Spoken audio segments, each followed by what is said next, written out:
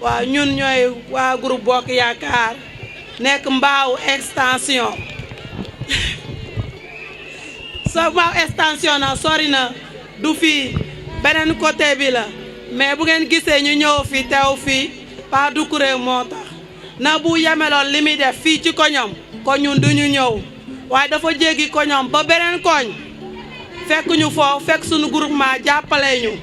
boobu ba léegi moo nekk suñu ginnaaw duñu jàppale doole ñu ba tey ba ñu dem ba ñu financé suñu xaalis boobu di liggéey di fay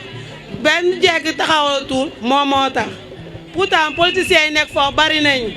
moom kese nekku fi mais boo gisee ñu romb ñëpp jéggi tali jéggi raay ñëw ba fii ni mu mel moo tax ak ni mu gëm Macky Sall moo tax gëm boppam di jàppale jigéen ñi moo tax ñëw ba fii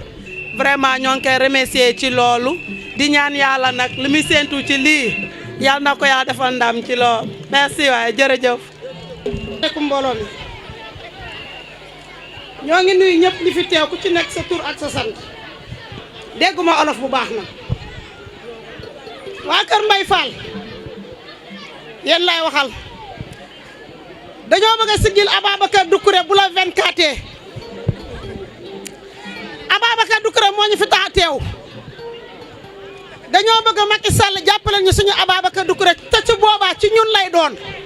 nan lay doonee ci ñun bu la 24 ñu wane ko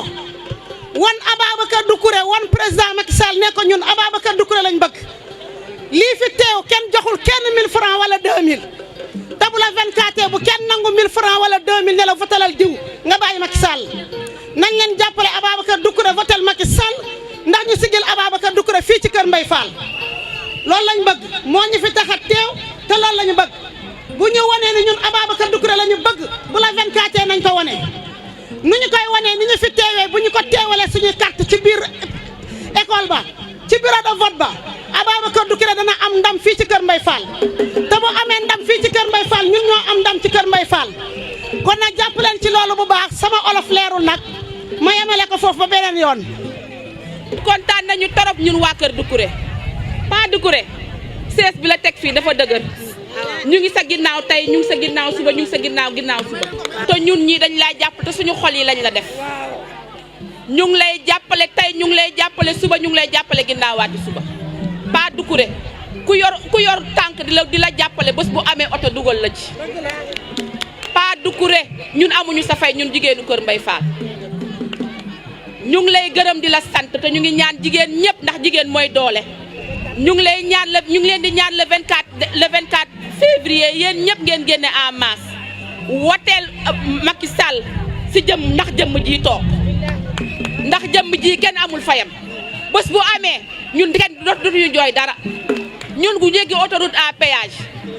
boobu ba léegi ñu ngi suñu ay tawat waaye boobu ba léegi toogul taxawul ñun ñu ngi lay ñaan yàlla Macky Sall la falu ndax bu faloo bu keroogee ñun dinañ gis suñu bopp si dëkk bi Pa Doucouré ñu ngi lay gërëm di la sant di la ñaanal yàlla. duñu ànd ak leader bu amul caaj dañoo ragal defet duñu ànd ak leader bu amul caaj dañoo ragal defet duñu ànd ak leader bu amul caaj dañoo ragal defet duñu ànd ak leader bu amul caaj dañoo ragal defet duñu ànd ak góor gu amul caaj